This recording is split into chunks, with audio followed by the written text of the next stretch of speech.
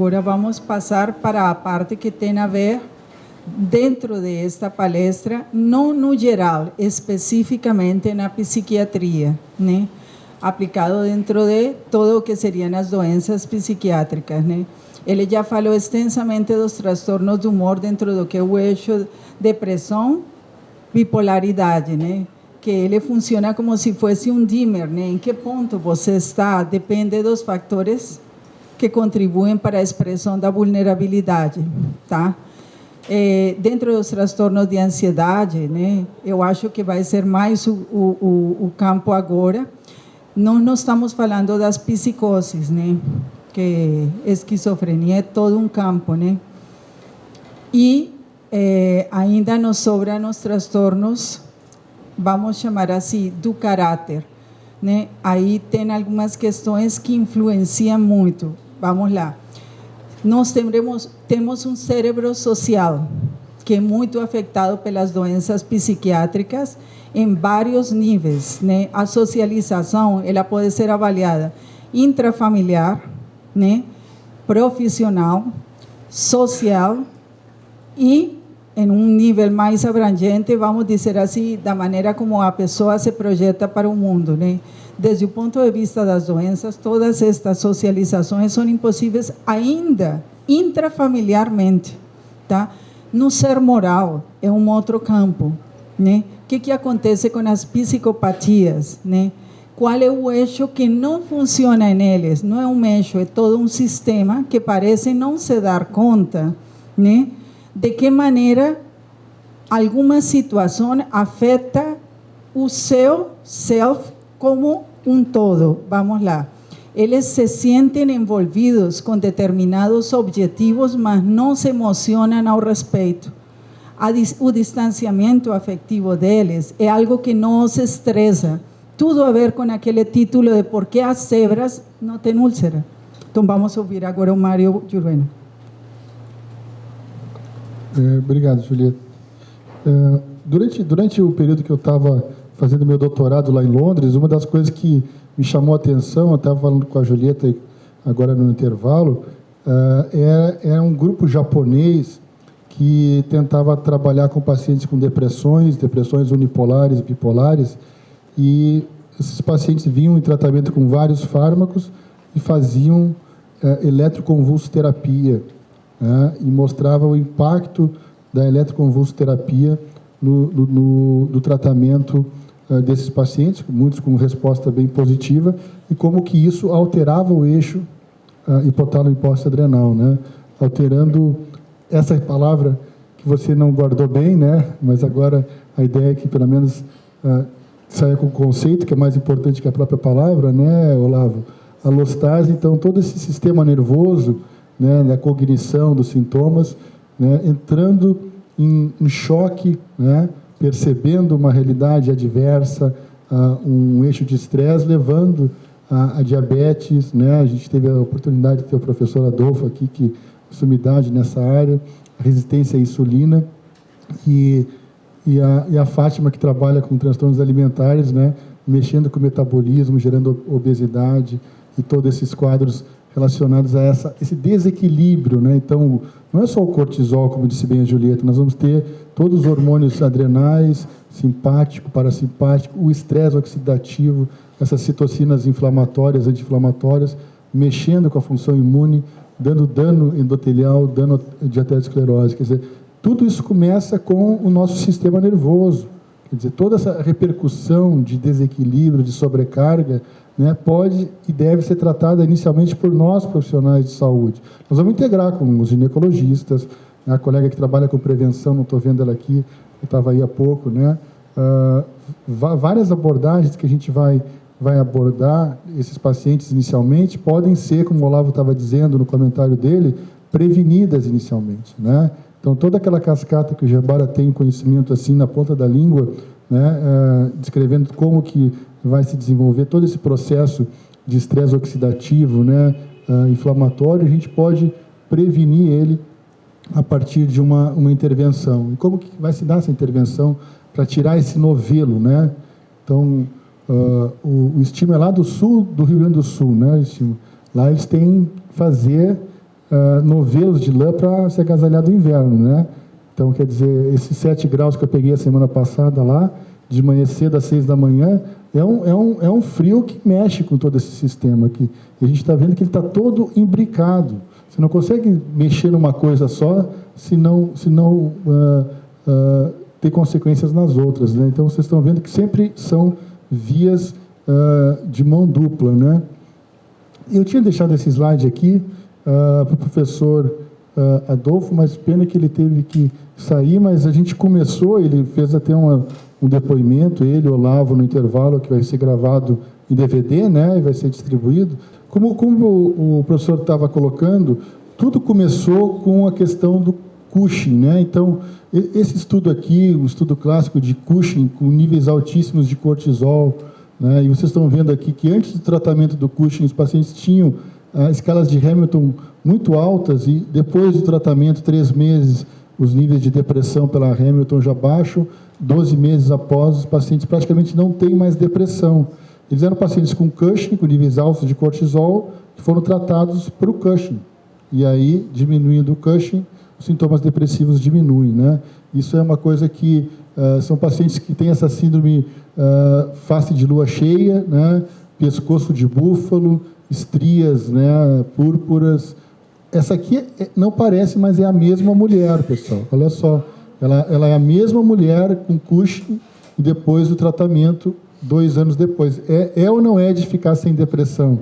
Ela não fez plástica, ela não mudou nada nesse sentido, ela só tratou o Cushing, né? 2 anos depois acaba tendo essa melhora significativa, né? Então, o que a gente sabe é que todo esse Cushing, esse excesso de cortisol, vai gerar atrofia do hipocampo, vai danificar o cérebro. A gente mesmo escreveu artigos mostrando os efeitos moleculares desses cortisol, corticoides nos receptores, né? Temos formas de prevenir isso, né? Então, as questões que a Cristina falava, né, Cristina, da prevenção, você pode prevenir através de ambientes enriquecidos como esse, né? Vocês estarem na praia pegando sol, vento, hoje está ventoso, vieram aqui se enriquecer em aprendizado, estimular o seu hipocampo, né? Saber a importância da questão dos hormônios tipo estrógeno, antidepressivos, lítio, atividade física, tudo isso previne, né, a degeneração de células nervosas. O estresse, glicocorticoide, idade, opioides, Red Bull, aminoácidos excitatórios, tudo isso aí vai trazer prejuízos, né? E prejuízos não só nessa área, mas em áreas como essa, que é a amígdala, né? A amígdala é o filtro das emoções, né? A gente vai filtrar as emoções, né? Tem artigos interessantes que mostram sobre como a gente percebe as emoções. Em situações negativas, tipo estresse crônico, depressão, ansiedade, bater o martelo no dedo, em vez de acertar o prego, acertar o dedo, dá muita dor. E isso, paradoxalmente, aumenta a atividade da amígdala, né? Indivíduos que têm, o contrário, emoções positivas, né? Tá aqui conversando com vocês, para mim, dá efeitos positivos. A minha amígdala está bem relaxada, né? Vocês já almoçaram, né? Então, estão satisfeitos, né? Ouvir uma música, coisas prazerosas, inibe a atividade da amígdala, né? E isso é algo que ocorre naturalmente. Num adolescente, né, o que ocorre? Por que os adolescentes no Facebook botam, por exemplo, curtir? Curtir e não curtir? Não só adolescentes, nós adultos também, mas essa questão do curtir é porque é a percepção do que é prazeroso e do que não é prazeroso. O valor de juízo de um adolescente de 15, 16 anos não está no córtex pré-frontal, né? O adolescente que vai funcionar mais como uma zebra, né? Então, o que é bom, ela curte, o que não é bom, não curte. É bom usar droga, né? Curte, né? E essa decisão de dar o prazer é muito por ativação na amígdala. Enquanto que um adulto já vai ter o córtex pré-frontal desenvolvido para discernir, né, o que é bom, o que é ruim, quais são os valores, a hierarquia, etc. Isso tudo são emoções que vão ativar o córtex pré-frontal já maduro num adulto, que no adolescente ainda não está.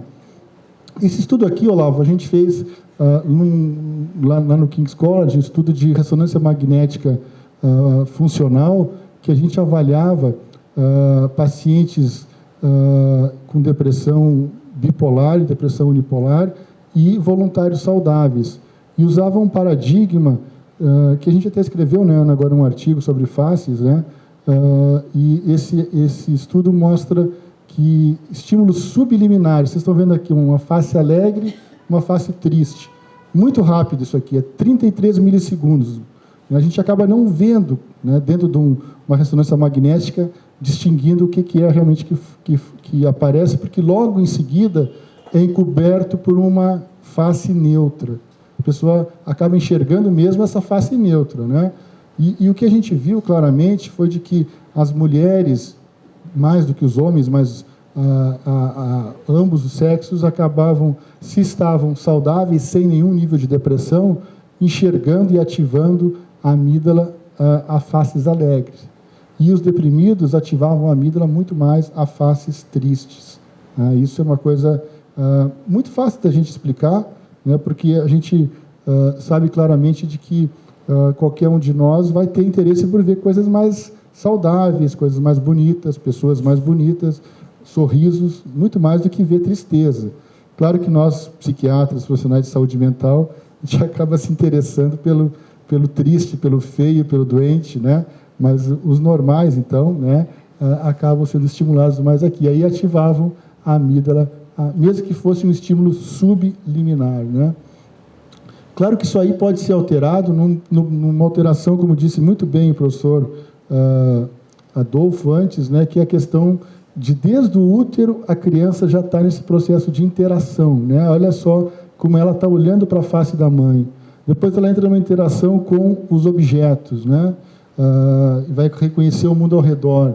Depois ela vai desenvolver funções cognitivas, leitura, né? Identificação de vários fatores de estímulo externo. Depois ela vai interagir com crianças da mesma idade, né? Trocando as experiências desse processo de desenvolvimento.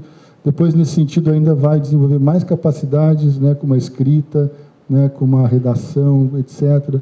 Tudo isso, pessoal, eu viajo muito de avião, né? Eu tenho viajado demais, né? Ainda bem que Ribeirão Preto e Rio é só 45 minutos, mas às vezes tem que ir para o exterior, né? Para outras capitais que é bem mais longe, e os aviões do Brasil, os aeroportos, pior ainda, né? Então, a gente às vezes se assusta, né? Tem uma paciente minha que ela foi passar as férias em Santa Catarina semana passada, choveu muito, o avião quase caiu, e ela tinha ansiedade e depressão. Ela ficou muito mal com essa situação, né? E entrou numa crise que eu vou reavaliar o diagnóstico dela, viu, Olavo? Acho que realmente a reação que ela teve no avião foi uma relação hipomaníaca, assim, de comportamento impulsivo muito forte. Mas o que eu quero falar para vocês é a questão das caixas pretas. Quando caem os aviões, o que esse pessoal vai procurar? As caixas pretas, que na realidade não são pretas como essa antiga, elas são muito mais laranjas, que é uma cor mais fácil de achar no fundo do mar, etc. Que ela fica, grava tudo, ela registra tudo, né?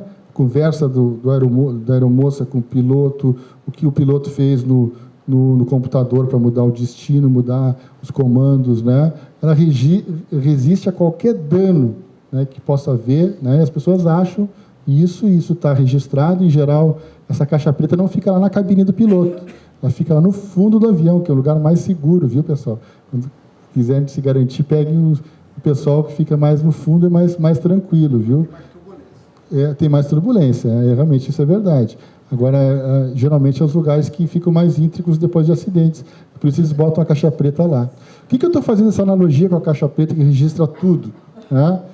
É a questão de nós, seres humanos. Tudo que foi, desde a concepção, do início da gestação, do pós-parto, da primeira infância, da adolescência, tudo isso está registrado em algum lugar das nossas células nervosas, né?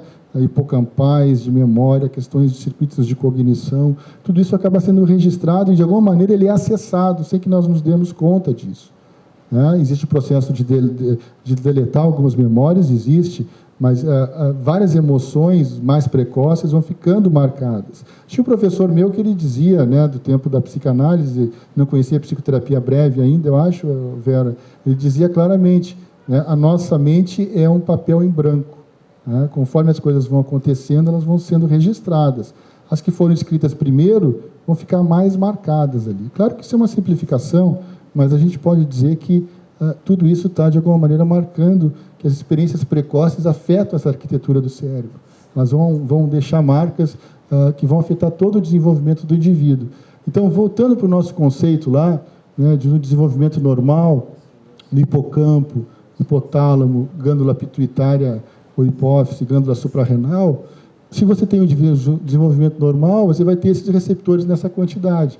Se você for exposto a uma situação traumática, adversa, você vai ter esses níveis diminuídos em hipocampo, nessas regiões amidalianas, hipofisiárias, adrenais, né? E isso tudo, se esse estresse de uma maneira impactante, né, ele vai ativar todo esse sistema de cascatas, né, ele vai gerar esse aumento das secreções desse hormônio que é o produto final da glândula suprarrenal, o cortisol, e ele vai, numa pessoa normal, gerar uma ligação desse cortisol com os receptores GR, MR que estão ao longo do eixo. Se for um indivíduo que sofreu estresse de vida precoce, o que nós vamos ter?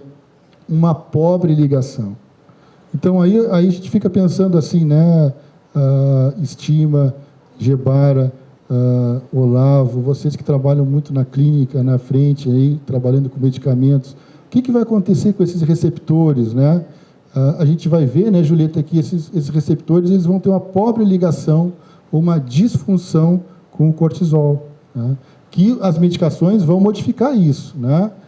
Aqui nós vamos ter uma inibição do eixo e aqui, por uma pobre ligação do cortisol com esses receptores MR e GR, aqui representados mais no hipocampo, não vai haver uma inibição, e aí o eixo pode ficar desregulado para mais ou para menos, né?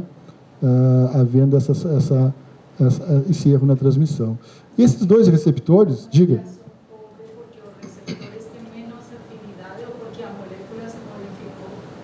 Pelas duas questões, né? A gente pode dizer, basicamente, que inicialmente a gente vai ter uma disfunção dos eixos, dos receptores, né, que não vão perceber essa grande quantidade de cortisol ou vão, de alguma maneira, perceber a pouca quantidade como se fosse muita. Então, nós vamos ter um up-regulation, down-regulation desses receptores, né? Exatamente.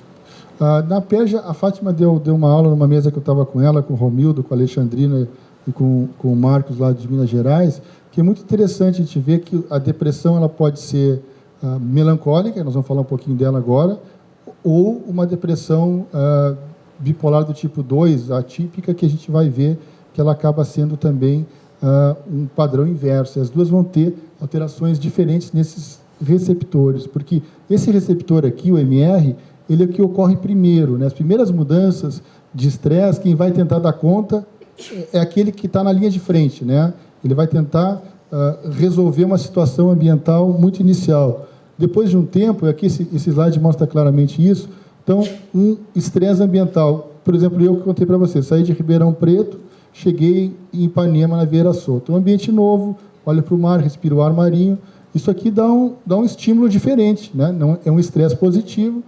O receptor que é ativado é o MR. Níveis de estresse, de cortisol, são baixos. É um ambiente novo. O MR resolveu o meu problema, relaxei, dormi, estou aqui hoje desde de manhã com vocês. Agora, um paciente deprimido que tentou que o MR resolvesse isso, não resolveu, né? Aí ele teve múltiplos episódios depressivos, né? Alteração no sono, apetite, cognição, etc. Ele vai ativar o receptor GR para dar conta desses níveis mais altos de corticoide, né? E com isso voltar a ter o feedback negativo, né? Então essa aqui seria a teoria da intensidade do estressor, né, mediada por diferentes receptores, né? E o que leva aí à doença ou à saúde mental. Mais do que isso, vocês que são psicoterapeutas vão achar interessante se entenderem esse gráfico. Por quê? Porque ele mostra duas coisas importantes. Aqui nesse eixo nós temos a função ou performance cognitiva, tá? Capacidade da pessoa aprender, ter memória, né, ter inteligência, né? Então, vocês estão aproveitando, estão ocupando os receptores MR, ocupando parcialmente os GR, isso num nível ótimo, de genética, não tem problema genético, não tem problema de estresse precoce, atualmente não tiveram estresse hoje de manhã, né? Então, uma boa, ocuparam totalmente o MR e parcialmente o GR, né? Agora, vamos dizer, alguém que senta lá no fundo e está lá só na internet, no smartphone, mandando e-mail, nem está se ligando no que está acontecendo aqui, essa pessoa não vai se sentir estimulada, né, como, por exemplo, a Clara, que está se preparando para defender o mestrado dela, está estudando tudo que pode, né? Então, ela tá muito menos estimulada. O MR dela não ativa quase nada. A função cognitiva fica menor. Agora, vamos pensar uma pessoa tipo assim, o Guilherme, ficou estudando a noite inteira para chegar aqui, né? Não almoçou para ficar estudando no intervalo, não dormiu a noite inteira, né? Ele se estressou o máximo, ele ocupou o máximo de MR, de GR, aí a função cognitiva dele, né, vai ficar prejudicada, né? Porque ele se estressou, e ao se estressar, ele prejudica a função cognitiva. O que eu quero dizer para vocês?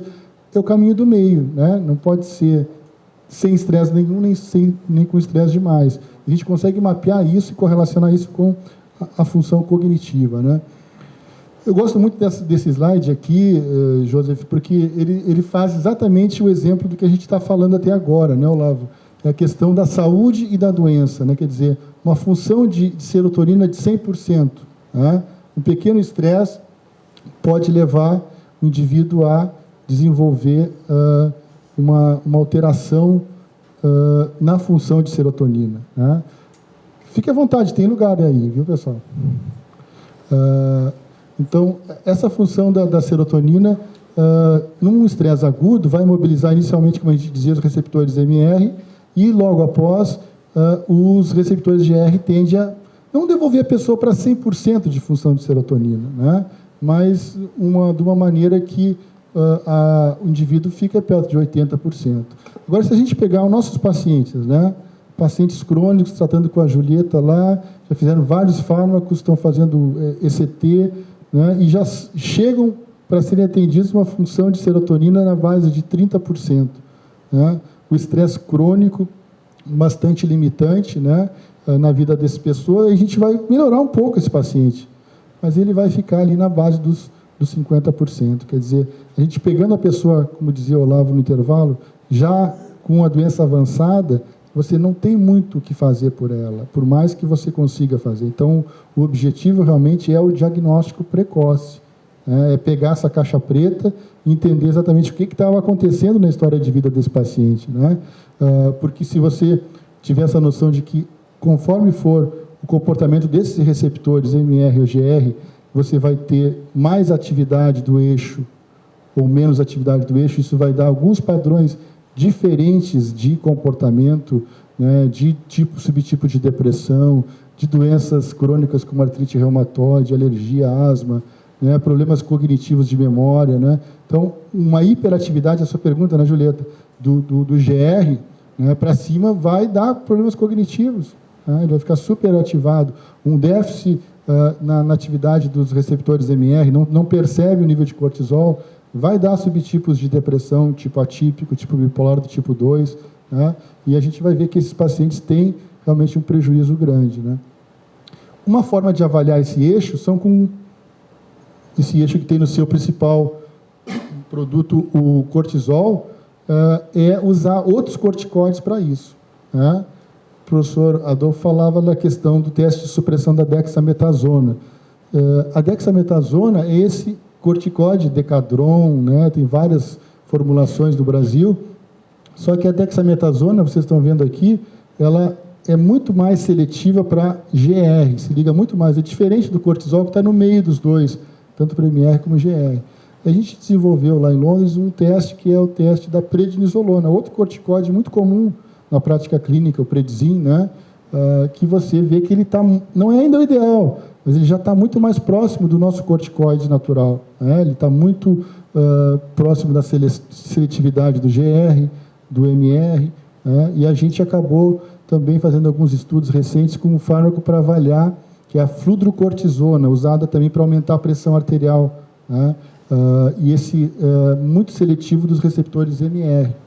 E, nesse sentido, a gente demonstrou nesse artigo do Psychopharmacology que a prednisolona se ligaria bem aos dois receptores principais, MR e GR, né, teria uma farmacocinética muito parecida do nosso corticoide, que é o cortisol, se ligaria também de forma semelhante às proteínas, e a gente achou nesse estudo que, pegando os mesmos pacientes depressivos, você dando antes o teste de supressão do eixo com a dexametasona e comparando os mesmos pacientes com a prednisolona, você achava resultados diferentes, né? Então, só lembrando para vocês que estão aí pós-prandial agora, né?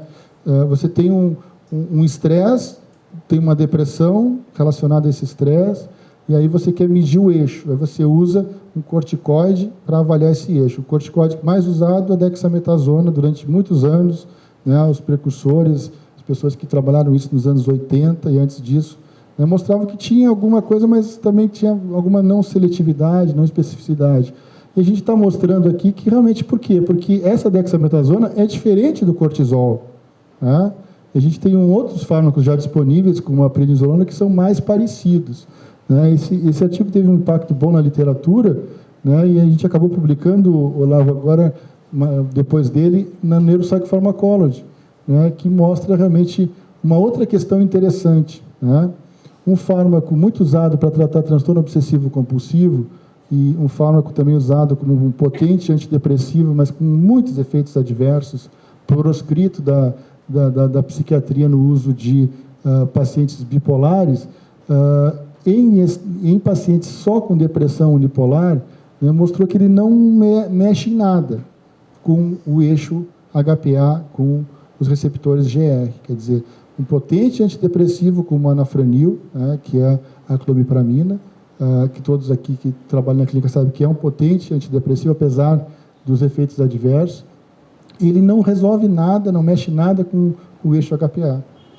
Não adianta dar esse remédio para pessoas que têm uma depressão unipolar grave, né, porque ele não reduz nada a atividade dos receptores. Em voluntários saudáveis, pessoas saudáveis, ele mexe, ele melhora muito a função dos GR, né, ele tem um papel em diferentes corticoides, a gente viu isso. Então, quer dizer, a gente vê como nós estamos ainda atrasados em abordagens terapêuticas, né? Um fármaco forte, potente, com muitos efeitos adversos, como a clomipramina, não mexe em nada nos receptores GR, em depressivos, né? Mexendo só nos voluntários saudáveis, né? Isso mostra de que os efeitos no eixo hipotálamo e hipófise adrenal, em situações incapacitantes de estresse e depressão, né, que geram doenças graves como alterações cardíacas, por exemplo, gerando isquemia miocárdica, né, e toda essa cascata de reações que a gente falava, né, não conseguem estabilizar reações fisiológicas naturais como a do estresse, né? Então, por exemplo, o indivíduo que tem uma situação de estresse, uma predisposição de formação de ateromas plaquetários, né?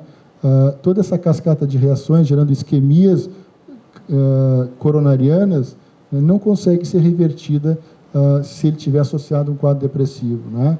Então, a gente teria que modificar esse processo, né, a partir de fazer um diagnóstico já da família desse indivíduo, porque ele é consequência dessa família. Nós não viemos ao mundo sem termos uma herança genética familiar, né? E o que esse estudo chinês, com uma amostra enorme, mostrou? A China começa a produzir coisas muito interessantes, hein? Se vocês puderem ler artigos de pesquisadores chineses, né, muitos foram meus colegas lá em Londres, chineses assim brilhantes, eu tive a oportunidade, eles selecionam assim entre, né, tem filmes que mostram isso, né?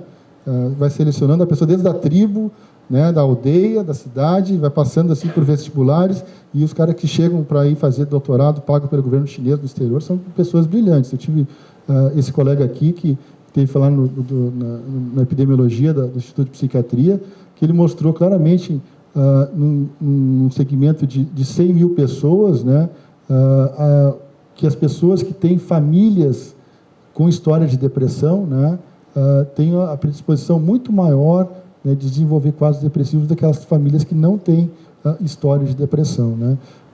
E aí, um exemplo, trazendo essa experiência para a questão do eixo HPA, esse estudo do professor Phil Cohen, que é uma pessoa que a Fátima saiu, mas que talvez merecesse vir ao Brasil, viu?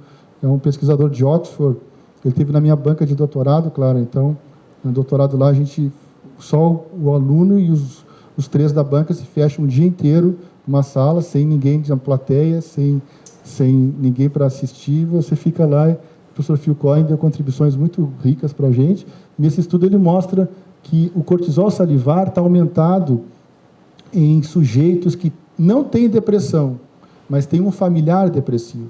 Tá?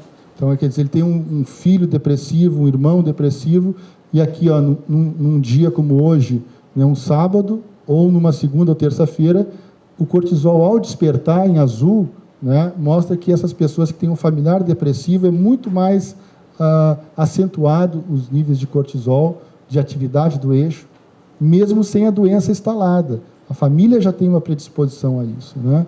Então, esses estudos aqui começam a mostrar coisas importantes. Recentemente, o professor Alan Young assumiu a chefia do Centro de Doenças Afetivas do King's College, né? Não sei se você sabia disso, né?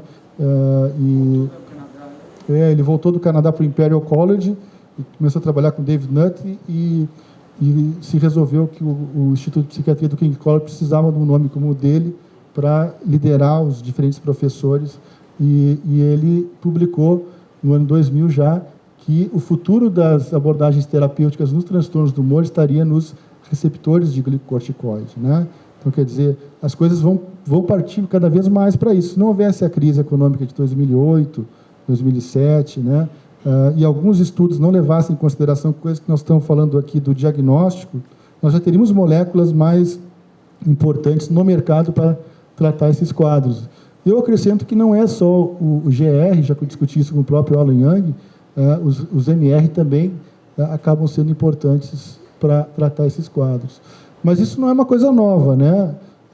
Tem um autor que alguns de vocês conhecem mais, chamado Sigmund Freud, que ele já dizia, né, que o futuro, né, se encontra na química orgânica através da abordagem da endocrinologia. Esse futuro estava distante, porque na época, em 1930, tinha que estudar analiticamente cada caso para chegar ao conhecimento direto da química orgânica. Isso aqui é um slide da pessoa que eu trabalhei, o Tony Clear, e eu falei, mas eu vou atrás disso aí, onde é que saiu esse slide, né? Aí eu falava com psicanalistas, qual é a obra de 1930 que saiu? Na realidade, não saiu de obra nenhuma, mas é verdadeira, Ana, foi uma carta que ele escreveu para Maria Bonaparte em 15 de janeiro de 1930, né? E ele disse que mais ou menos a mesma coisa que estava na citação, né? Nós sabemos que os mecanismos das psicoses, né, não é da depressão, mas o original fala das psicoses, estão na essência não são diferentes dos das neuroses. Interessante isso, né? Ele mostra que os mecanismos, do ponto de vista, ele querendo falar alguma coisa de biológico para Maria Bonaparte, não teria muita coisa diferente. A ansiedade que nós estamos falando aqui, que desequilibra o eixo HPA, num deprimido, num ansioso, num fóbico, não é diferente, né, do estresse que vai precipitar um quadro bipolar maníaco com psicose, né? Mas nós não sabemos ainda a quantidade de estímulo. Estímulo pode ser ECT, pode ser fármaco, pode ser psicoterápico, necessário para mudar esse tipo de questão. O futuro vai estar aí na química orgânica e o seu acesso através da endocrinologia, né? Como é que ele podia prever uma coisa dessa em 1930, hein? Eu não sei.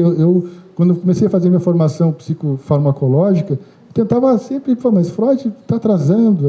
Você vai ler, não, o cara descreveu tudo isso naquela época. Que coisa interessante, né? Pode não concordar com muitas coisas hoje, mas é admirável isso aí. Só que isso aí, ele falava do futuro. A gente já está no futuro, o futuro já chegou, né? E esse artigo que a gente publicou com o Paulo Abreu, que é um professor lá da Federal do Rio Grande do Sul.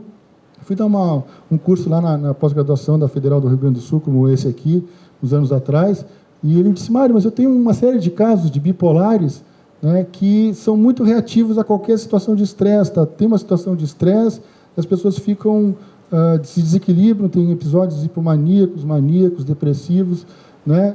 O que você está falando, a gente podia pensar em usar algum fármaco. Eu falei, bom, quem sabe a gente tenta a espirulactona. A espirulactona é um diurético, que é um antagonista de receptor MR, né? Nessa série de casos que a gente publicou no Psycho Pharmacology, a gente mostra claramente que as pessoas tinham um gap, uma latência para não ficarem estressados. A situação era estressante, né? Sei lá, não dormir de noite, brigar com a esposa, brigar com o chefe do trabalho, ter um problema financeiro. A situação era estressante, mas no uso concomitante, né, de estabilizador do humor com a espirulactona, esses pacientes melhoravam muito. Claro que eles não podiam tomar lítio, né, Olavo? Porque o diurético com lítio não dá para usar. Mas estavam usando predominantemente Depakote, carbamazepina, antipsicóticos como a quetiapina, e o que acontecia é que esses pacientes ficavam com uma latência, melhoravam a resposta ao estresse, eram menos sensíveis ao estresse, né? Mário, como é que foi essa conexão com o Michael Buck para esse artigo? O Michael Berk é importante você falar, né? O Michael Berk é uma pessoa que eu conheci no encontro do ICNP, né? O ICNP tem um jantar para os speakers. Eu fui palestrante no congresso em Paris e aí tinha que andar de barco pelo Sena no jantar dos speakers. Ele sentou na minha mesa, comecei a conversar com ele. E aí falei sobre esse estudo, a ideia que nós estávamos fazendo. E a Clarissa Gama também estava estagiando com ele lá, né? Então, aí a gente teve a oportunidade de escrever o artigo com ele. E é uma pessoa fantástica, assim, eu tenho trocado correspondência com ele, né? E a pessoa tem muito conhecimento, está em Melbourne. E eu convidei ele até, esse aqui é um livro que eu editei ano passado, tá? É uma editora europeia, vocês podem baixar gratuitamente, é o presente do curso de vocês aqui, tá? Então a ideia é que... É verdade, eu já baixei. Você pode baixar o curso, só bota esse nome Intec Open, que é o nome da editora, Intec, né? E tem grupos japoneses, americanos, canadenses, europeus, né, que a gente convidou para fazer capítulos que abordem as questões atuais da clínica, da pesquisa e do tratamento das doenças afetivas, né? Então, é uma proposta bem interessante de ser um livro aberto, né, que as pessoas podem baixar e se atualizar do ponto de vista clínico, desde da etipatogenia, da neurobiologia, das abordagens clínicas, farmacológicas e psicoterápicas desses quadros, né? Tem capítulos de psicoeducação, tem para todos os gostos aí. Você pode baixar só um capítulo, se quiser, pode baixar, acho que são 15 capítulos, se quiser também. Baixa o livro inteiro, tá? Eu posso passar para vocês depois, mas só botando o nome da editora e o meu nome, vocês já veem, se tivesse conectado aqui, ó, você já baixa direto o livro, tá? Pessoal, isso aqui foi uma atividade que nós tivemos a semana passada lá em Ribeirão Preto, né? E isso aqui mostra um pouco como nós temos que caminhar.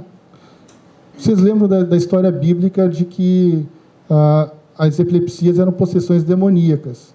O caminho que se chegou até hoje ter marcadores bem claros de focos neuroepiléticos, né, de medicamentos. Nós usamos medicamentos desenvolvidos para epilepsia, para tratar quadros afetivos, né? Nós não desenvolvemos nenhum fármaco para o transtorno afetivo bipolar. Nós estamos na fase de usar os tricíclicos, que foram desenvolvidos para outras coisas, nos anos 50. Né? Qual é o fármaco hoje que foi desenvolvido, Olavo? Tu me corrija se eu estiver errado, especificamente para o transtorno afetivo bipolar? Né? Nós teremos a ketamina, né? A ketamina é o primeiro fármaco que você, a partir da teoria, não é o primeiro que não é ao acaso, que não é serendipity. É o primeiro fármaco onde você, a partir de um modelo neurocientífico, você foi atrás do fármaco. O fármaco não aconteceu. Claro que não é aprovado, está em pesquisa.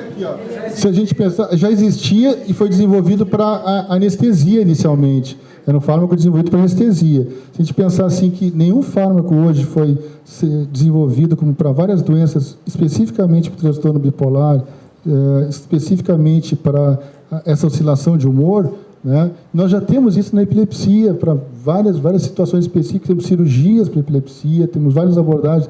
Então, é um caminho que a gente ainda tem que fazer, nós estamos ainda na fase de entender o modelo, né? E usar fármacos que são usados para... O Padeschi, e tem um livro de autoajuda, que você falou da ciclotimia, né, que eu acho que talvez seja muito interessante, que é o do transtorno do humor, que é um modelo básico de mudar a cognição, né, de mudar o comportamento, né, de alguma maneira entender como que essa relação biológica mexe com a emoção, né, como que eventos internos e externos vão, de alguma maneira, interagir, né, traumas passados e presentes vão interagir, e isso tudo a partir de um arcabouço genético, neuronal, neurotransmissão, neuroendócrino. Eu acho que nós vamos chegar realmente em algo não serendipity, eu acho que vai chegar lá, mas ainda nós estamos trabalhando com se nós continuarmos nesse modelo aqui, ó, não melancólico, né, ou melancólico, né, de alteração, depressão psicótica, mexendo serotonina, noradrenalina, dopamina, que é um modelo hierárquico, né, e continuarmos ainda com essa dicotomia aqui da melancolia e dos quadros atípicos, vai demorar mais tempo, né? E aí nós vamos continuar nessa questão de que só 33% dos nossos pacientes, um de cada 3, vai ter remissão completa. Né? Isso é uma coisa assim, muito superestimada, viu? Que talvez bem mais do que 2/3 dos pacientes vão continuar com sintomas residuais, vão continuar com uma limitação bastante grande, né? Porque nós continuamos ainda com esse modelo aqui. Quer dizer, depressão, por exemplo, a melhor forma de abordagem ainda é a entrevista psiquiátrica, entrevista médica, psicológica, né? Isso era em 1950, continua em 90. Se você vê que nós estamos diminuindo muito a mortalidade de doenças cardíacas, é porque a gente saiu do estetoscópio, do eletrocardiograma, do esfigmomanômetro e foi para ultrassom, arteriografia, ressonância magnética, neuroimagem, biópsia de tecido, testes genéticos, né? O DSM-5 e o CID-11, eu estou trabalhando nos estudos do CID-11, né, na área de transtornos do humor, e a gente tem tentado sair dessa abordagem só comportamental, da psicopatologia, da demografia, da história familiar, de se você puder integrar realmente a neuroendócrino, integrar a neuropsicologia, né? Testes neurocognitivos são fundamentais para a gente entender a evolução. A neuroimagem está palpável, a volumétrica, né? Os PETs que mostram a funcional, e a genética, sem dúvida, que traz uma questão muito, muito forte, né? Se puder conseguir um pouquinho d'água, eu te agradeço. Aí. Então, eu gosto muito do Gordon Parker, né? Esse australiano brilhante que fundou um instituto chamado Black Dog Institute, em homenagem ao Winston Churchill, né? Que tinha, com os seus episódios, né, depressivos, bipolares, né, um cachorro preto que incomodava ele, né? E o Gordon Parker faz uma revisão muito boa, publicada no ano passado, no Journal of Affective Disorders, que ele revisa assim, os diferentes subtipos, ou pelo menos os diferentes modelos de depressão, né? Ele vai incluir aí dezenas de artigos, né? Ele acha pelo menos 15 subtipos de depressão, tá? E ele faz uma analogia a partir da etiologia dessas depressões, né? A reação de ajuste, a depressão reprodutiva, que nós falamos bastante hoje de manhã, a questão hormonal, a questão da depressão orgânica, né, os quadros demenciais. Nós vamos falar um pouquinho dessa questão da depressão a partir de um trauma precoce, né, a depressão perinatal, depressão induzida por substâncias. Obrigado. A gente vai ter também a questão da baseada em sintomas. Você pode dividi-la por várias questões aí, né? A baseada em sintomas, a questão do período de início, se começou precoce, se foi tardio, se tem uma relação de início com a estação do ano, a questão do sexo feminino, a questão ligada à resistência ao tratamento. Então, você vai ter vários subtipos que, na prática clínica, e a ideia é a gente tentar trocar um pouquinho de experiência na prática clínica agora, né? O que acontece? O cara vai chegar para você, a gente que trabalha nível terciário, depois de ter tentado 4, 5, 6 antidepressivos, e o que os estudos mostram é que cada vez mais, o estudo do John Rush, quanto mais medicamentos ele usou, menor a possibilidade de resposta terapêutica. Mas qual é o problema? Os remédios não funcionam? Também, mas o principal é a tecla que vários colegas como o Olavo têm batido, que o diagnóstico não está sendo correto, né? Então, quer dizer, não adianta você ficar mudando, né, de abordagem terapêutica se a questão não resolve, né? E aí o R é bem importante para essa recuperação, né? Então, desde você avaliar que tipo de resposta o paciente tem ou a família, o que levou a ele, na história, a recair, como é que foi esse tipo de recaída? Melhorou, mas ficou com tal sintoma residual. O que levou a tal paciente com um perfil semelhante à remissão? O que leva à questão da recuperação, né? Como recuperar um indivíduo assim, prevenir uma recorrência, por que ele é resistente, né? E como eu estou nesse processo de gostar do Rio, eu tinha que botar mais um R ali, né? E falar que, para não cronificar em Ribeirão Preto, eu tenho que vir pelo menos uma vez por mês ao Rio, né? Respirar um ar marinho. E eu estava dizendo para o pessoal da AstraZeneca que seria muito importante que eles não deixassem de falar de depressão, né? A gente vê que vários antipsicóticos, como a quetiapina XRO e outros, têm o papel de serem fármacos que ajudam a prevenir recorrências maníacas e hipomaníacas. Mas esse estudo do Lewis Judd, né, que ele publicou em 2 números do Archives, mostra claramente que tanto o bipolar do tipo 1 como o bipolar do tipo 2 vão ter episódios depressivos. Ele seguiu pacientes bipolares ao longo de 12 anos e viu que eles procuravam colegas para se recuperar de uma crise, 2/3 estavam deprimidos. E quando eram bipolar do tipo 2, 94%, 95% procuravam para atendimento numa crise depressiva bipolar. Raramente os bipolares do tipo 2 procuravam numa crise hipomaníaca ou numa crise mista, né? Quer dizer, a pessoa não vai procurar para atender aí, porque tá numa boa, né? Claro que 20% dos maníacos e até mesmo bipolares do tipo 1 em episódio hipomaníaco acabavam indo também, mas o que a gente chama atenção é a questão da depressão, que é o problema que precipita a crise, né? Esse grupo aqui tem trabalhado com uma coisa que eu gosto muito, que é essa fotografia da Clinical Society de Londres, de 1888. Essa mulher aqui é a típica melancólica inglesa, assim, ela está ali na beira do Tâmisa, né, olhando para ela mesma, meio narcisista, né, triste, deprimida, melancólica. A tireoide dela está aumentada aqui, né, tem um mixedema aqui na tireoide. Ela está meio face de lua cheia, o cortisol deve estar aumentado também. Né? Oi? Dismorfofóbica. Feia, né? Não é uma carioca que está numa boa, né? No outono, bem lembrado, essa pintura mostra bem essa questão aí do outono, né? Ela deve estar na fase lútea tardia, né? Tensão pré-menstrual também. Uma série de coisas que a gente poderia ver. Tem um grupo de pesquisadores que se reuniu em 2007 e, com apoio dos editores da Acta Psiquiátrica Escandinava, editou uma edição especial sobre a melancolia, além do DSM, além dos neurotransmissores. Um pouco do que nós estamos falando, né? Fevereiro de 2007, estima, tá? Vale a pena ler, assim, todos os artigos desse suplemento são muito bons e quem não tiver acesso eu posso mandar, viu? Que faz uma revisão histórica muito rica sobre o conceito de melancolia. E aí a gente teve a oportunidade, a convite do professor Jair Mari, que editou um suplemento especial da Revista Brasileira de Psiquiatria em 2011, de convidar o professor Del Porto, a Helena Calil, o Marcelo Fleck, né, para editar uma revisão sobre o que já havia nós feito, qual é a contribuição que a gente poderia dar para o CID-11 em relação à melancolia, né? E tem muitos estudos importantes na área da melancolia, né?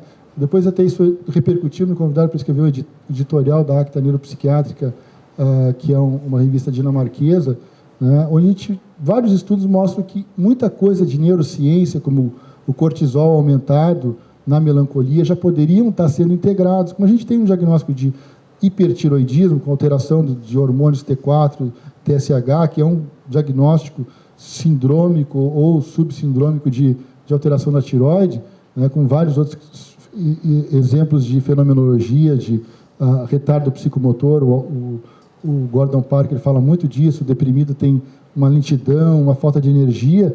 Tem marcadores biológicos hoje que já poderiam caracterizar esse diagnóstico, né? Isso tudo, né, com um funcionamento reduzido, né, uma sensação persistente de angústia, tristeza que o melancólico tem, retardo psicomotor, alteração de sono. O melancólico tem insônia, tá? E ele tem também uma anorexia, perde o apetite total, tá? Isso junto com algum dos principais alterações no testes de supressão, né, alterações nos níveis noturnos de cortisol, ou até exames que possam ser feitos como latência diminuída para o sono REM, né, que os deprimidos têm claramente se forem melancólicos. É proposto por esse grupo do Shorter e do Taylor escrever um livro depois sobre isso, muito interessante, da Oxford Press. Eu tive a oportunidade de trabalhar com ele. Qual deles? Em Chicago, Michael Alan Taylor. Eu não conheci pessoalmente ele. Você quer falar? Uma pessoa é a maior especialista do planeta em neuropsiquiatria, sem nenhuma dúvida. Uma pessoa difícil, um hipertímico, irritado, mas genial. Mestre do ECT, junto com Abrahams, a Julieta sabe disso. Pessoa que em 71 propôs que os sintomas de primeira ordem de psicose não são de esquizofrenia, que o maníaco pode ter. Esse artigo seminal dele, de 71, com Abrahams, Taylor e Abrahams, são clássicos da literatura. E uma pessoa que tem esse livro de depressão, que é uma obra de arte. Esse livro dele, editado sobre depressão, aliás, o título do livro é Melancolia. É um livro que realmente, o livro de neuropsiquiatria dele e o de melancolia, e tem um terceiro livro que só tem espiral, dificílimo de achar, graças a Deus eu tenho uma cópia, emprestei para um grande amigo, psiquiatra de primeiro time, Rogério Marroco, aqui do Rio, e ele me devolveu, que é coisa rara, que é o Exame Neuropsiquiátrico, feito por ele, que é um livro absolutamente, não tem nada igual na literatura. Michael Alan Taylor, M.A. Taylor, é uma pessoa, e o Max Fink também, conhecidíssimo na literatura de ECT e outras coisas. Você viu que privilégio, né? Tem um colega que conviveu pessoalmente com essas figuras, que eu só assisti em congresso, fiz pergunta, mas nunca tive a oportunidade de privar com eles, e eles propõem realmente, mostrando evidências claras que nós estamos lançando um diagnóstico já atrasado. Nós já temos conhecimento da literatura que já poderia ter avançado no DSM-5. Vamos ver se o CID-11 integra algumas coisas, mas eu acho difícil, né? Eu estive na Holanda um tempo antes de ir para a Inglaterra e trabalhei com o professor Van Praag. A professora Van Praag é outra pessoa admirável, né, que já fazia revisões, estudos nos anos 80, 90. Agora, essa revisão dele está velhinha, mas ele mostra claramente como que o estresse causa depressão. O professor Bob Post também, né, tem estudos bem importantes mostrando o efeito Kindle de sensibilização, onde os primeiros episódios de estresse vão gerar episódios afetivos, né, alterações do humor. Quer dizer, no início tem um fator gatilho, tem um fator precipitante, depois a doença se cronifica, se instala, né, e aí realmente a própria doença é consequência dela mesma, sem precisar cada vez menos, né, de um gatilho estressor para precipitar o quadro, né. Essa questão do estresse crônico vai gerar essas disfunções cognitivas, as emoções. Aqui, mais uma vez, eu cito Morris Albert, né, com a sua música Feelings, né, que realmente pode gerar uma disfunção cognitiva. E nem tudo é só precoce. Nós vamos ter pessoas de meia idade, como esse aqui que acabou de receber a notícia que ele foi desempregado, né, perdeu o emprego aos 50 anos de idade, né, ele se trata, né, com um psiquiatra muito famoso do Rio de Janeiro, que cobra muito caro, faz psicoterapia também com uma psicanalista que cobra muito caro, né? E aí realmente como é que ele vai fazer para pagar essas despesas, né? Então tudo isso gera alterações no sistema cardiovascular. Essa aqui é a manchete que eu falava para vocês, né? Estava indo para Londres e falava que a depressão no século passado era a doença segunda que mais matava no Ocidente, né? E continua matando muito, porque a gente consegue realmente, com as abordagens atuais, 50% a 60% dos pacientes responderem. Claro que muitos desses aqui não são depressivos, unipolares, e são tratados no diagnóstico errado, mas mesmo os que são corretamente, tem uma resposta muito pobre, né? A gente tem respostas piores que muitos quadros de câncer ou de doenças tão graves como as doenças cardiovasculares. Quer dizer, aquilo que nós estávamos falando antes, quer dizer, esse outro americano importante, Musselman, né, traz esse artigo clássico do Archives de 98, onde os glicocorticoides, né, vão chegar ao sistema cardiovascular através da liberação excessiva de catecolaminas e cortisol. Olha o impacto que isso tem no coração, né, que não é um atleta como o Marcos Gebara, né, que surfa, joga vários esportes, aí que tem um coração bem, né, um atleta de um sedentário, um coração de um sedentário que recebe essa carga de catecolamina e cortisol aqui, né, com aumento vai levar a isquemia, diminuição da frequência cardíaca. Queria recomendar para vocês a palestra no Congresso Brasileiro, Fátima, de uma pessoa que eu estou colaborando há algum tempo, que é o psicólogo Andrew Kemp. Ele é professor da Universidade de Sydney, trabalha com um grupo do Jim Malley, do Gordon Park, casado com uma brasileira, e tem 2 filhas com passaporte australiano e brasileiro, e quis vir para o Brasil para ficar com as filhas, para elas aprenderem português, né? E ele está com o professor visitante lá na USP, a gente está colaborando, ele vai dar uma palestra sobre saúde e doença no Congresso Brasileiro. Quem estiver lá em Curitiba não deve deixar de assistir, o professor Andrew Kemp. E ele trabalha muito com essa parte da variabilidade cardíaca. Nós vamos até fazer um estudo de colaboração com ele, um doutorado da Nayane, a gente está usando esse marcador da variabilidade da frequência cardíaca como um indicador de doença mental. Vocês conseguiam pensar nisso alguns anos atrás? Variabilidade da frequência cardíaca indicar uma doença mental, como a depressão, como a ansiedade, né? O inverso da coisa. O inverso da coisa, né? Quer dizer, a gente acaba... Provavelmente a hipótese é a hipersincronização do cardíaco. Com certeza. A gente vai ver que isso predispõe à doença, porque dizer, a depressão, por exemplo, predispõe o acúmulo de plaquetas formando trombos, né? Então, vocês sabem disso, que se formam mais trombos cardiovasculares, né, coronarianos, a partir de pessoas depressivas que têm um aumento da agregação plaquetária, né? E tudo que a gente falou de manhã, da insulina, né, dislipidemia, diabetes tipo 2, aumento do cortisol, né, perda imunológica, tudo isso os quadros depressivos vão causando, né? Estou voltando, eu acho. Explicação de alarme eu já passei. Aqui, só para trazer uma questão clara da interleucina, também associada com os seletivos da serotonina, a gente vai ter pessoas que são refratárias e responsivas, vão ter níveis mais altos que controles saudáveis do sistema imune, né? Nós temos algumas doenças que vão inibir esse TNF, né? E a gente já tem medicamentos que agem para essas doenças, né? Então, nós temos hoje formas de intervir para melhorar o sistema imune, né? De doenças como o alcoolismo associado à hepatite, psoríase, uveíte, estiosarcoidose, a síndrome de Sjögren e a doença de BC, que é uma doença autoimune muito interessante. Eu tenho pelo menos 6 pacientes, Olavo, que tiveram essa doença, que dá uma doença autoimune do final da adolescência e tem transtorno bipolar, né? São pacientes assim que têm uma bipolaridade muito diferente dos padrões normais. Pode ser um endofenótipo, né? Provavelmente sim, provavelmente sim.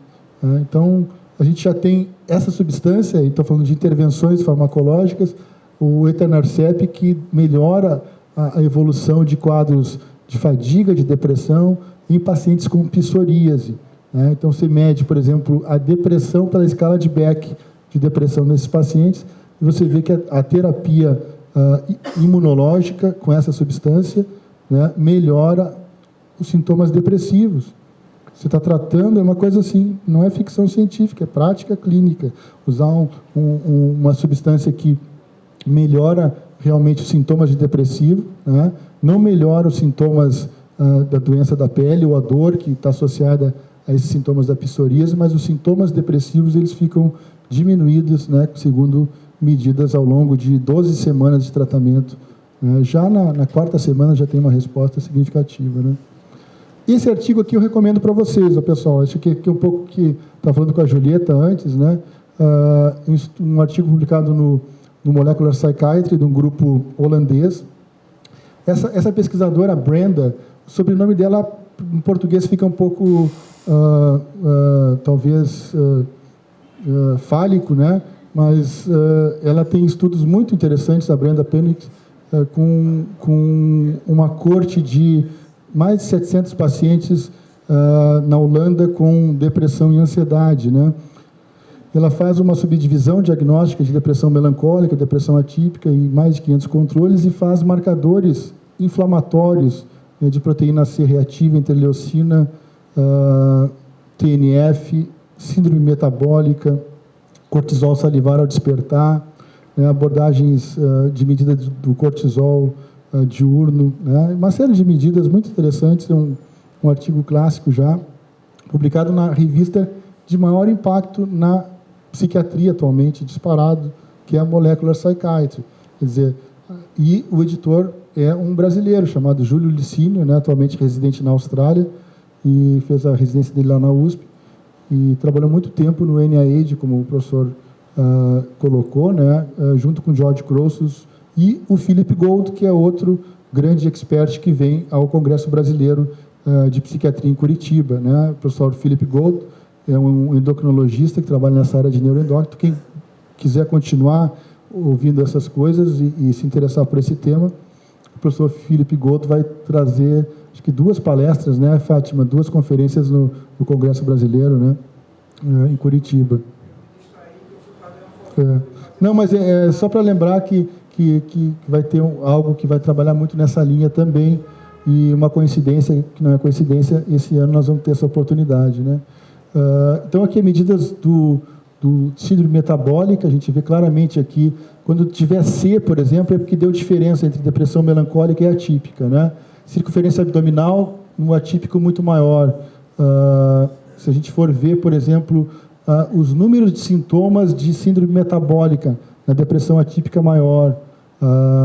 Quando eu falo depressão atípica, vocês também entendem depressão bipolar do tipo 2, né? O nosso falecido amigo, né, que descreveu tão bem as depressões bipolares do tipo 2, Franco Benassi, né, acaba trazendo essa contribuição importante. Marcadores inflamatórios também pioram na depressão atípica, né? Citocina 6, de cortisol mais alto. Aqui no meio nós temos nós, controles saudáveis, e aqui nós temos o cortisol ao despertar, 15 minutos depois que acordou, 30 até 60 minutos dos deprimidos atípicos graves, né? E aqui, para fazer uma ponte com o que a Julieta apresentou, de novo o Monet, né? Então, aquela ponte que o Monet pintou, ele pinta também essa relação harmoniosa aí entre mãe e filha, né? Num quadro bonito a primavera, provavelmente em Paris, mais uma vez, né? E aqui a gente vê que esse momento, apesar de ser tão harmônico, é um momento de ebulição, né? O sistema nervoso está bombando, né? Aqui, linguagem, nos primeiros meses, funções cognitivas superiores desenvolvidas até o 5º, 6º ano, não é à toa que a gente vai aprender a escrever ali, 1º, 2º ano, 5, 6, 7 anos de idade, né? Agora, se esse momento de desenvolvimento tiver esse impacto aí do Picasso, né, os kleinianos aqui poderiam ver tantas olheiras, divisões, né, separações, quer jogar a criança na parede, ao mesmo tempo que quer cuidar, né, porque passou a noite inteira em claro, trocando fralda, etc. Né? Tudo isso é um estresse se não houver a continência, né, o apego dessa mãe aqui, né? E se a coisa partir para coisas mais graves, né, que é o que nós estamos vendo na nossa realidade, né, desde o trabalho infantil até o abuso físico, né, o abuso sexual, né, tudo isso vai gerar nessa criança em desenvolvimento e até no adolescente situações muito graves. Claro que para isso precisa ter a genética, a vulnerabilidade. Tem gente que só passa por tudo isso e é resiliente, é casca grossa e não desenvolve nada disso, porque não ligou a interruptor da vulnerabilidade, né? Aquele estudo que eu tinha mostrado hoje de manhã, a diferença entre mulheres e homens, foi originalmente replicado através desse artigo publicado na Science. Então, quando a psiquiatria começa a publicar na Science, é porque realmente nós estamos mudando um pouquinho o paradigma. A gente não pode continuar fazendo a psiquiatria, a psicoterapia do século retrasado, né? Então, a gente tem que integrar outros conhecimentos para poder avançar e tirar essa morbidade tão grande.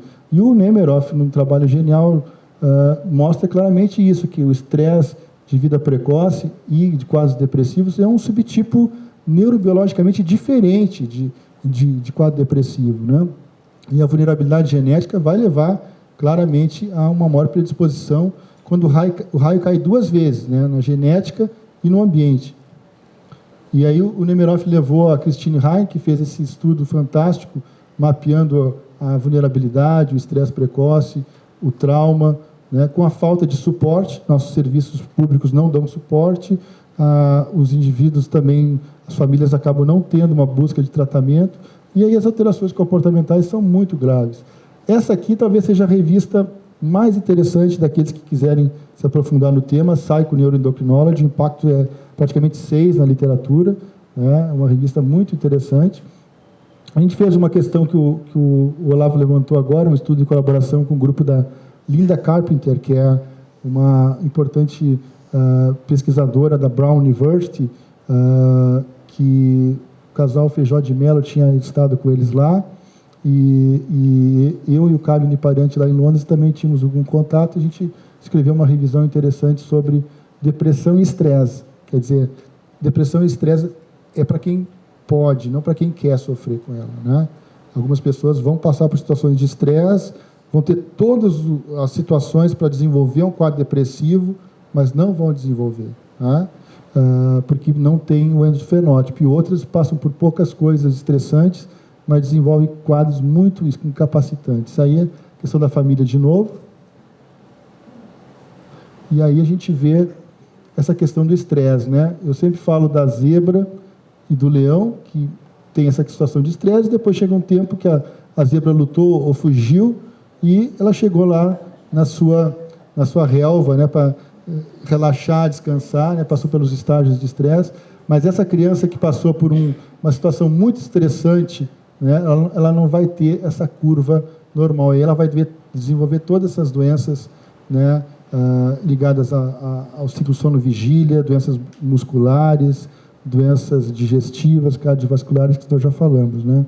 O que ocorre em pessoas que sofrem esse estresse precoce é que elas acabam não tendo um funcionamento adequado do chamado estressômetro, né? Tem o simancômetro, tem o estressômetro, né? E tem várias outras funções que ficam prejudicadas se o indivíduo tem um estresse precoce muito incapacitante, porque aí o eixo não vai reagir normalmente, quer dizer, o nível de cortisol, de corticóide, num estresse crônico, ele é muito alterado, a pessoa não desenvolve os picos necessários para ativar o eixo, né? E se for situações como essa, de abuso físico, abuso emocional, abuso sexual, o abuso emocional é muito negligenciado, né, Clara? A gente vê que agressões verbais, humilhações em relação àquela criança, eu gosto dessa frase, dessa foto que mostra que palavras também ferem, cuidado, e deixam marcas numa criança, né? Isso aí traz um prejuízo bastante grande, uma negligência física, né, alimentar, de cuidado, de roupa, a criança passa, e às vezes pessoas de nível socioeconômico alto têm isso também tão grave, né? Você vê essa mãe que ela está falando no celular, tomando seu café, olhando no computador, e a criança está totalmente sendo negligenciada naquele momento. Isso deixa cicatrizes no desenvolvimento das crianças, interfere no eixo, né, hipotálamo e hipófise, e vai em pessoas vulneráveis desenvolver quadros depressivos, afetivos graves, né? Então, quer dizer, as feridas não cicatrizam, elas vão deixar marcas duradouras aí na vida do indivíduo, né? Essas experiências precoces afetam a arquitetura do cérebro, geram alterações nas respostas e modificam a estrutura. Então, por que usar a neuroimagem? É ficção científica, o Brasil é um país com tantas limitações, vamos usar a neuroimagem. A neuroimagem mostra coisas palpáveis hoje em dia, cada vez é um instrumento de trabalho mais rico, né, com mais tecnologia, que pode nos ajudar em diagnósticos precoces, quando realmente estão se instalando os quadros, né? Agora, esse aqui eu acho que mostra muito um pouco isso, quer dizer, a vulnerabilidade, é um resumo do que a gente está falando até agora, indivíduos predispostos, que cai o raio 2 vezes, né? A vulnerabilidade e o evento de vida desencadeando e mantendo a gravidade do quadro, né? Esse cara aqui eu tive a oportunidade de conhecer, não o Ceausescu, que era o ditador sanguinário da Romênia, mas o Sir Michael Hutter, né? Professor lá do King's College, que nós temos 3 Sir lá, são 3 professores que são Sir, né? O Sir Michael Hutter, o Sir Robin Murray, que vai estar no dia 7 de dezembro lá no Instituto de Psiquiatria, e agora o Sir Simon Wesley, né? Que é um outro professor lá que também a gente teve a oportunidade de trabalhar. E o Sir Michael Hutter, que trabalha na infância e adolescência, ele acompanhou 165 romenos dessa ditadura, que tinham sido institucionalizados no seu primeiro mês de vida, né?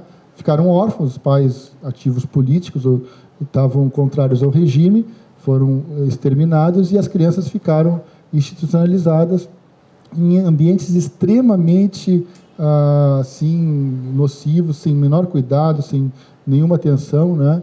E o que a gente via é que essas crianças acabaram sendo adotadas por famílias inglesas, né? E foram avaliadas aos 4, 6, 11 e 15 anos. Eu cheguei nessa fase aqui dos 15 anos, quando já eram adolescentes. E o que a gente viu nesses estudos mostra que, nesses estudos de neuroimagem, que áreas de giro frontal inferior, por exemplo, mostravam uma hipoativação.